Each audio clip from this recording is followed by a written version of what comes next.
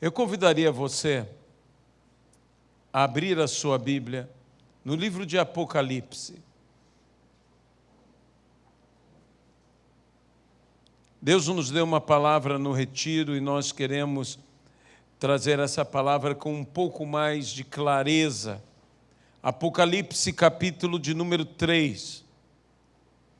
Senhor nosso Deus, nós te pedimos que o Senhor possa nos abençoar aqui, Senhor, manifestando o teu poder, a tua graça e a tua misericórdia sobre as nossas vidas, Senhor. Fala ao nosso entendimento, fala ao nosso coração e abençoa-nos, ó Pai, pelo poder do nome de Jesus Cristo. Amém e amém. Apocalipse, capítulo de número 3, do versículo 14 ao versículo de número 22. Ao anjo da igreja em Laodiceia escreve: essas coisas diz o Amém, a testemunha fiel e verdadeira, o princípio da criação de Deus. Conheço as tuas obras, que nem és frio, nem quente. Quem dera fosses frio ou quente. Assim, porque é morno, e nem és quente, nem és frio, estou a ponto de vomitar-te da minha boca.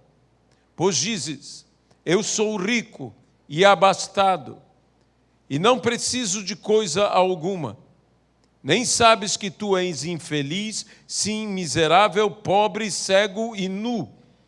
Aconselho-te que de mim compres ouro refinado pelo fogo para enriqueceres, vestiduras brancas para te vestires, a fim de que não seja manifesta a vergonha da tua nudez, e colírio para ungires os olhos, a fim de que vejas.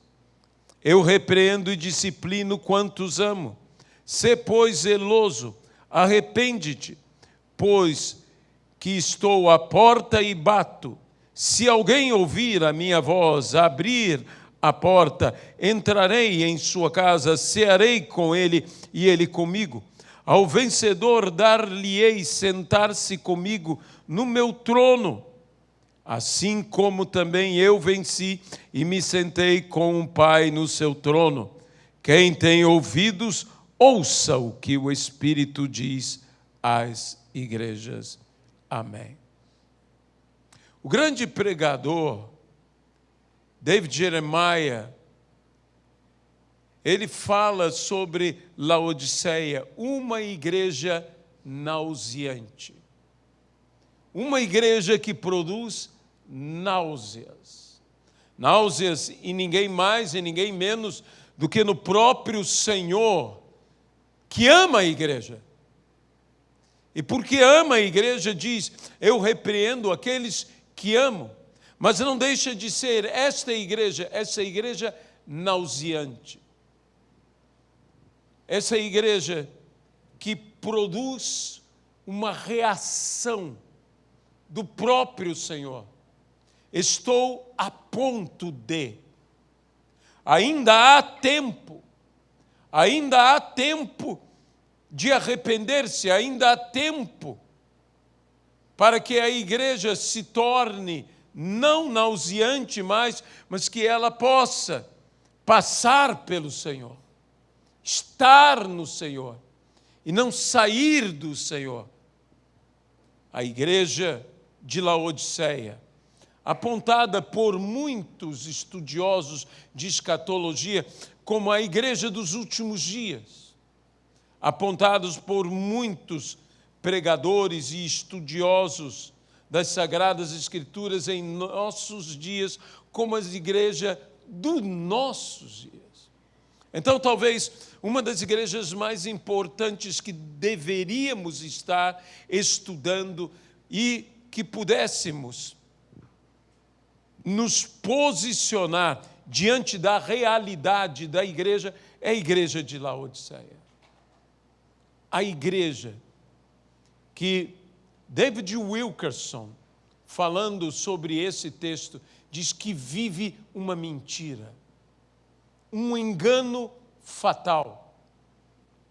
Que engano fatal? O engano de dizer, eu não tenho necessidade de nada. Uma igreja autossuficiente.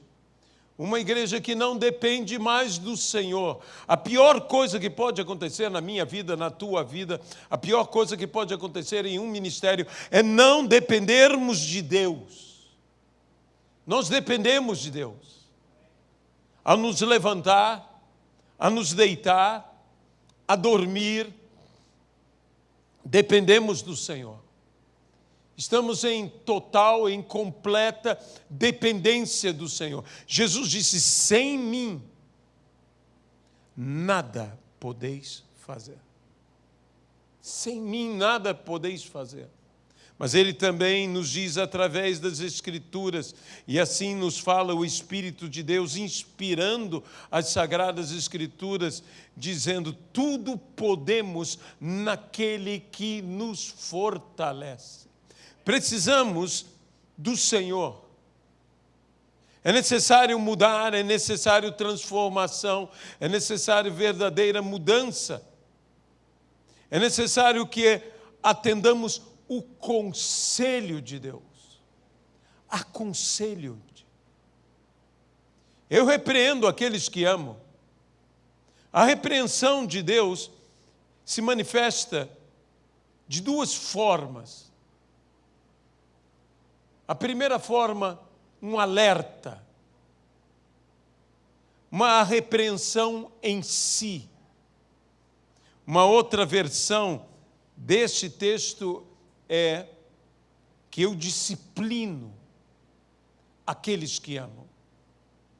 E a disciplina de Deus, então, vem ora repreendendo, ora castigando.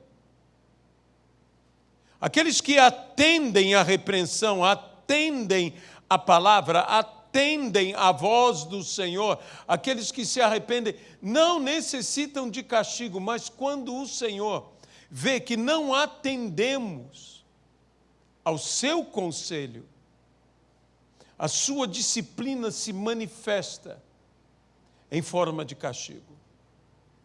Para que, uma vez castigados, possamos ter a grande oportunidade de nos arrependermos através disso.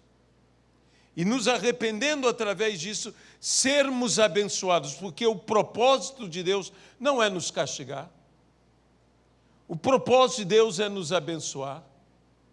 E porque Ele nos ama, Ele faz coisas extraordinárias. Porque Ele nos amou de tal maneira, deu o seu Filho unigênito para todo aquele que nele crê, não pereça, mas tenha vida eterna. Então, Ele nos deu, e a todos quanto receberam, deu-lhes o poder de sermos feitos filhos de Deus, a saber, os que creem no seu nome. E juntamente com Ele, nos deu todas as suas promessas, é o que a palavra diz. E diz, aquele que não poupou ao seu próprio Filho, antes por amor a nós o entregou, como não nos dará com Ele gratuitamente todas as coisas? É isso que Deus deseja fazer, porque Ele é um Pai, e um Pai bom. Ele diz, se vós que sois maus, sabeis dar boas coisas aos vossos filhos, quanto estes vos pedem, quanto mais o vosso Pai Celestial não vos dará boas coisas. Por quê? Porque nos ama. Mas porque nos ama, nos disciplina. E há uma igreja carente, uma igreja não carente de recursos, não carente de pompa e circunstância, não carente de estética, mas uma igreja carente de quê? De disciplina. Carente de quê? De arrependimento. Carente de quê? De conversão, de transformação. Deus manifesta o seu amor. E pelo toque sublime do amor de Deus, Ele pode transformar aquele que se entregar, que ouvir o conselho. Ouvir o conselho. Se não ouvirmos o conselho, ouviremos a disciplina. Mas o que o Senhor deseja não é que seja necessário nos disciplinar a um extremo. O que Ele deseja é que venhamos a dar ouvidos, que venhamos a atender ao conselho. Aconselho-te que de mim compres. Que igreja estranha esta, que já não consegue compreender a palavra da graça, que tudo para essa igreja é uma questão de compra e de venda. E então, na linguagem que esta igreja, porque veja bem, Deus falará comigo, Deus falará com você, na linguagem que eu e você podemos entender. É infeliz que essa igreja já não compreenda mais a linguagem familiar, a linguagem afetiva. Aconselho que peças de mim. Seria o que eu esperaria. Que o filho peça ao pai. Mas essa é uma igreja que já não entende isto. Mas é uma igreja que, mesmo que não entenda o que deveria entender, Deus não desistiu dessa igreja. Deus não desiste de ninguém. Nem daquele que ele está a ponto de vomitar. Deus não desiste. E então, o Senhor diz, aconselho-te que de mim compres. Se você só entende a linguagem de comprar e vender, se você só entende a linguagem do comércio, você já viu como a igreja em nossos dias tem umas palavras que se tornam constantes, palavras até verdadeiras, mas palavras que começam a ser levadas num extremo que não deveriam ser levadas a esse extremo. Tudo tem um preço. Pregamos. Você ainda não pagou o preço. Você ainda não comprou. Mas às vezes o comprar que nós podemos fazer é um comprar diferente do que as pessoas entendem. E esse comprar de Deus não é um comprar que você possa comprar com a moeda corrente da igreja, que a igreja usa, que a igreja se pensa rica, porque a igreja é pobre e com a sua pobreza terá que comprar algo mais valioso do que ela possa imaginar. E então o profeta disse, compre sem dinheiro. Compre sem dinheiro. Essa não é uma compra que você possa fazer com dinheiro. É estranho que em muitas ministrações, em nossas igrejas, tudo termina numa oferta. Não estou querendo criticar ministério A, B ou C. E se você se lembrou de algum deles, perdoe-os. Amém? Mas é estranho que tudo leva a uma oferta, tudo leva a um ofertar, tudo leva a um trazer de dinheiro. O que Deus está interessado é em nossos corações. Filho meu, dá-me o teu coração. É o que Deus está interessado. E quando nós nos entregamos e nos entregamos totalmente ao Senhor, nós usamos a verdadeira moeda do reino de Deus. E a verdadeira moeda do reino de Deus não é outra senão a fé. Porque tudo adquirimos por meio da fé. A nossa salvação, que vem pela graça de Deus, vem mediante a fé. E como citamos aqui, e voltamos a afirmar, essa é a vitória que vence o mundo, a nossa fé. Há uma moeda de entrega que eu mesmo me entrego, que eu mesmo me dou por completo ao Senhor. Me entrego por inteiro. E o que Deus pede a essa igreja é que ela seja zelosa e no seu zelo se arrependa. E ele acrescenta, e essa foi a palavra que o Senhor nos deu quando lá estivemos no retiro: eis que estou à porta e bato. Se alguém ouvir a minha voz e abrir a porta, entrarei em sua casa, cearei com ele e ele ceará comigo. Ao vencedor dar-lhe-ei sentar-se comigo no trono, assim também eu venci, como também eu venci e me sentei com o meu Pai no seu trono. Quem tem ouvidos, ouça o que o Espírito diz às igrejas. Em uma versão, ao meu ver, um pouco mais fiel ao texto, nada contra a palavra bater, que é uma palavra maravilhosa, que tem um sentido maravilhoso, golpear a porta. Mas veja o que segue-se depois: quem ouvir a minha voz. Não quem ouvir as batidas, mas quem ouvir a minha voz. De modo que há uma versão que se fala desse texto, dizendo: eis que estou à porta e chamo. E chamo.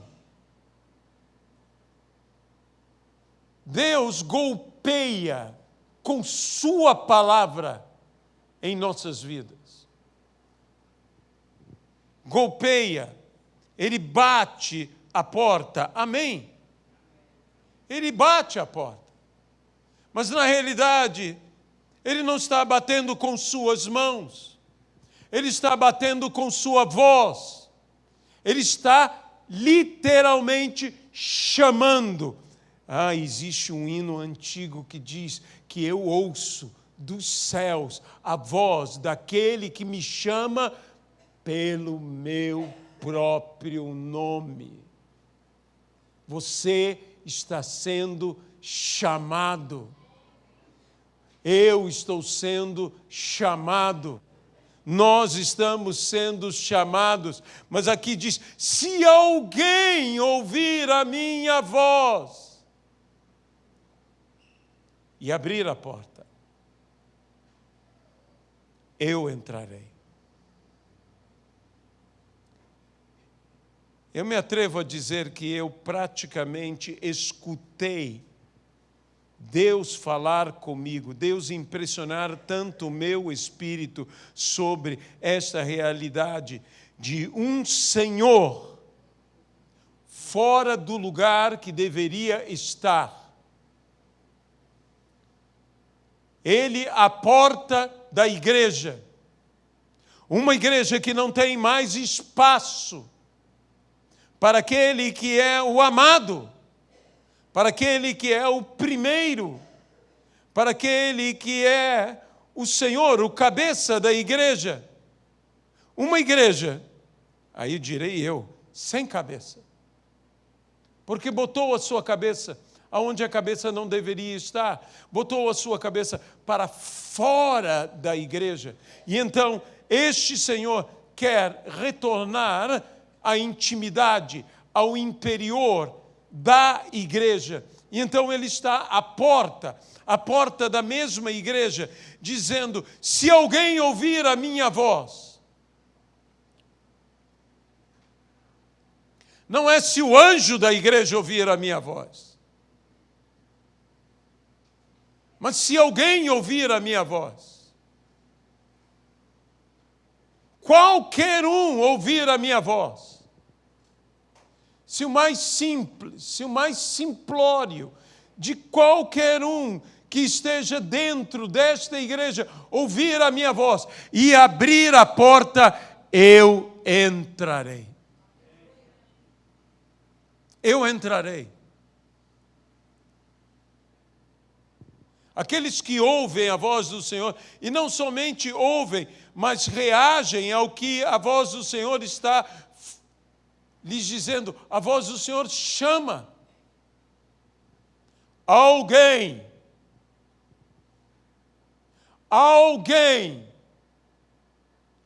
abre-me, ou abra-me, melhor dizendo, abra-me a porta. Alguém, pode ser você, ou você, ou seu irmão. Alguém abra-me a porta. Mas, Senhor, quem sou eu para abrir ao Senhor? Abra-me a porta, porque se você me abrir a porta, eu entrarei. E quando Cristo entra, Ele faz tudo o que tem que fazer. Ele realiza tudo o que tem que fazer. Eu quero ser um abridor de portas. Eu quero abrir as portas para o Senhor Jesus.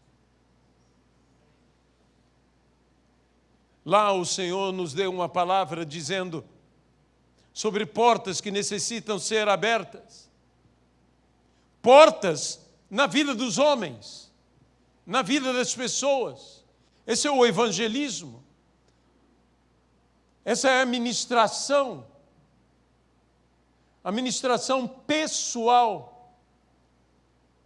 Quantas pessoas precisam que a porta seja aberta na sua própria vida, para que a sua vida seja uma vida ou salva, ou liberta, ou curada, ou cheia do Espírito Santo, quando ministramos ao homem, quando nós abrimos passagem para que o Espírito de Deus entre na vida de um homem, na vida de uma pessoa, na vida de um indivíduo. Eu quero abrir portas em vidas. Eu quero abrir porta em vidas. Mas existem outras portas a serem abertas. Portas em famílias. Quantas famílias com o Senhor Jesus do lado de fora?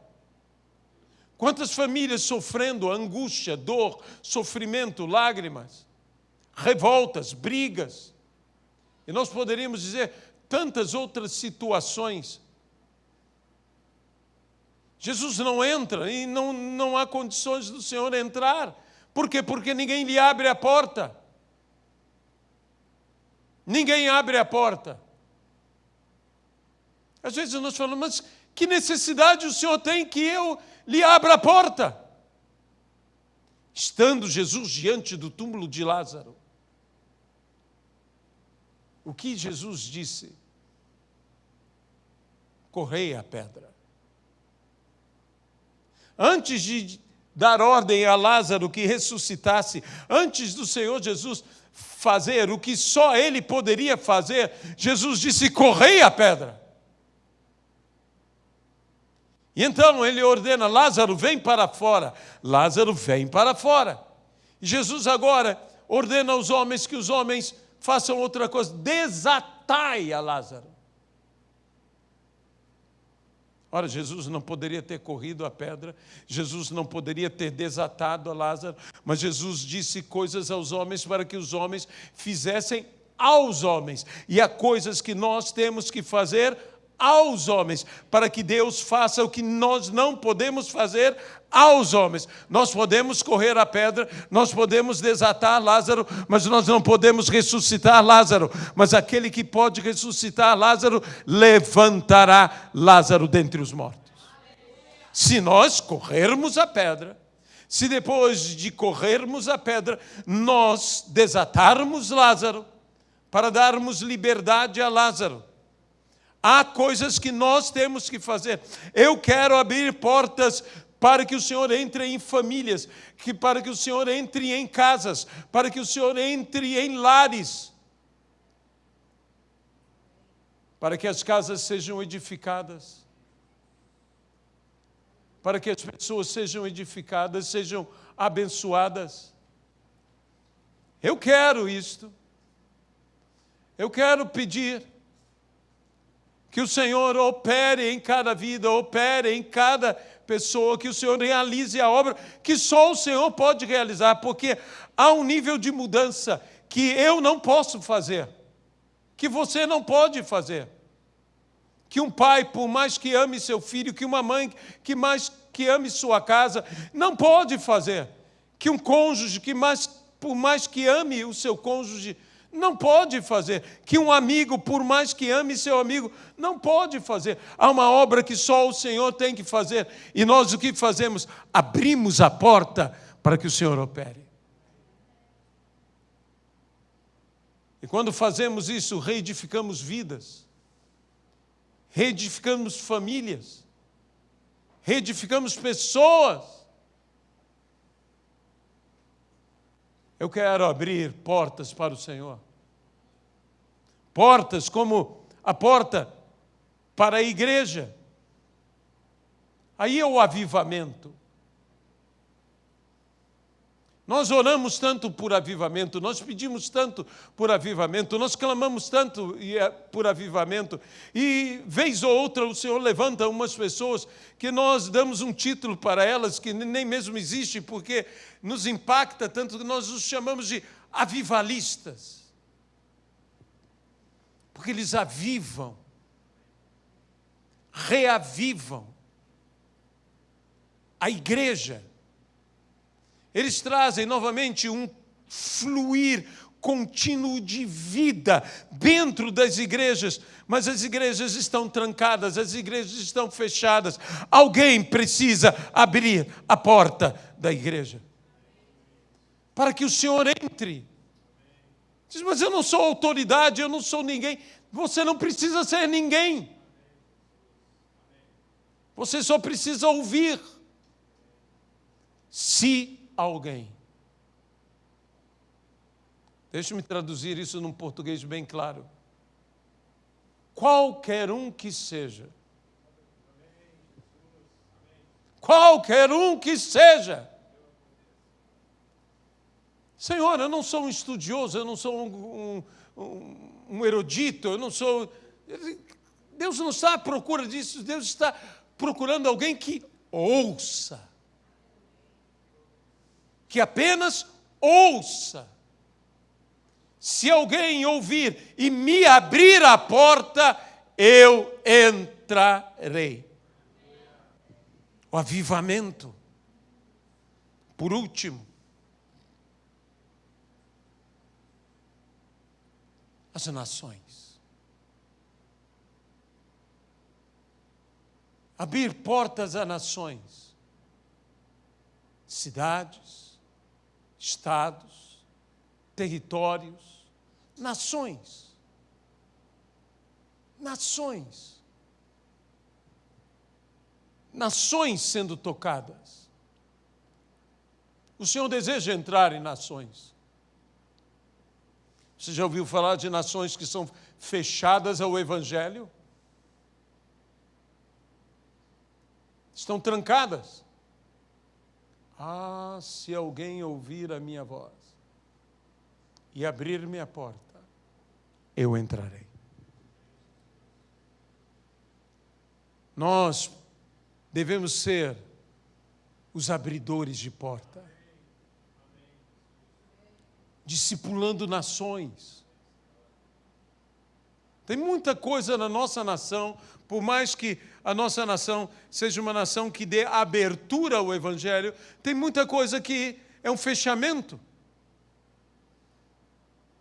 E se nós também abrirmos, Ele entrará. Todo esse esforço que estamos fazendo, almoços, jantares, ofertas, tudo isso missionária, com oferta missionária. O que nós faremos com o bazar, tudo isso é para o quê? Para que enviemos 2 pessoas, a saber, Sandra e Susana, estarão indo para estarem na casa da menina dos olhos de Deus, aquela instituição maravilhosa, em uma nação que está ali para ajudar essas pessoas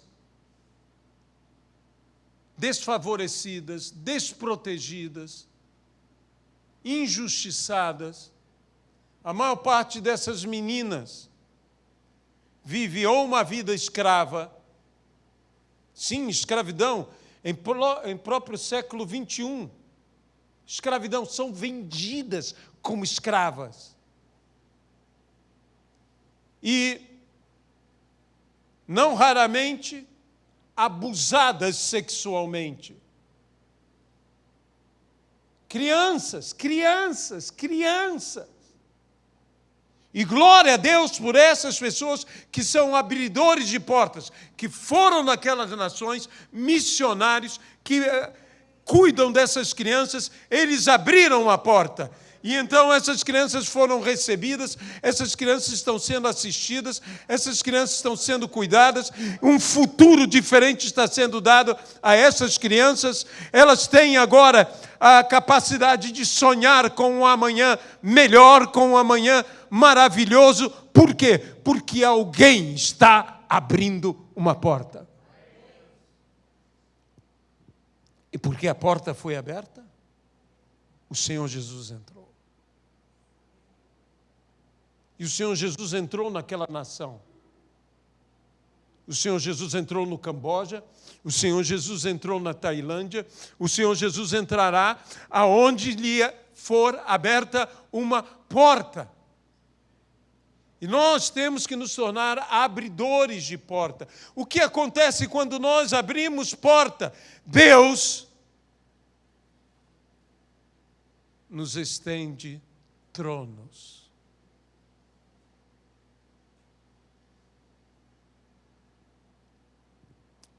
Quando eu abro portas para que Jesus entre, um nível de autoridade, de trono, chega à minha vida. Dar-te-ei que se assente comigo. Ele, a Bíblia diz, eu cearei com ele e ele ceará comigo. Há um trono, mas não há apenas um trono, há um banquete esperando por aqueles que abrem a porta para Jesus. Aqueles que são vencedores. A primeira porta que eu quero abrir para o Senhor Jesus é a porta da minha própria vida. A porta do meu próprio viver, do meu coração. Eu quero abrir a porta da minha casa, do meu lar. Eu quero abrir a porta da minha igreja, do meu ministério. Eu quero abrir a porta da minha nação. São as primeiras portas que nós temos que abrir para o Senhor, nossas próprias portas. E temos que abrir para o Senhor outras portas, em outros corações, em outras famílias, em outras igrejas, em outras nações. Abridores de portas. Abridores de portas. Como a Bíblia diz, levantai, ó portas, as vossas cabeças. Levantai, ó portais eternos, para que entre o Rei da Glória. Quem é o Rei da Glória? O Senhor forte e poderoso. Não importa, alguém diz, mas pastor, nós vivemos numa igreja nauseante, a igreja de uma forma geral. Mas é nessa igreja que nós abriremos portas. E quando nós abrirmos portas, Ele entrará. E onde havia trevas, haverá luz. E onde havia morte, haverá vida. Por quê? Porque Ele entrará. O que faz a diferença não é o eu estar. Veja bem, eu já estou. mas eu vou abrir a porta para que Ele esteja. E no Ele estar é que tudo mudará, no nome de Jesus Cristo. Essa foi uma das palavras que Deus nos deu quando nós lá no retiro estivemos. E eu louvo a Deus por isto, porque eu creio que o Senhor nos está dando um novo momento, um momento de abrir portas. E quando nós abrirmos as portas, porque Ele entra, tudo mudará.